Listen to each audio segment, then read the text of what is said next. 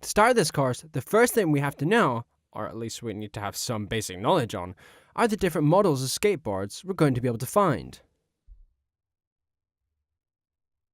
We cannot mistake a skateboard for a longboard or a cruiser.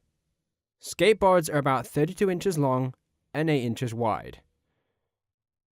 They have the ends lightly lifted. And these are the classical style of boards. We're going to see these normally being used for tricks, jumps, acrobatics, other stuff. Longboards are, as the name says, long boards. In fact, we can consider that anything longer than 36 inches is a longboard. The shapes vary quite a lot, depending on what we're going to use them for. Here we can see some. The cruisers are boards that are kind of in between the first two.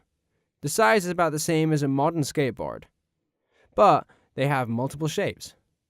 These are boards that we might see for speed. There are others for tricks and skate parks.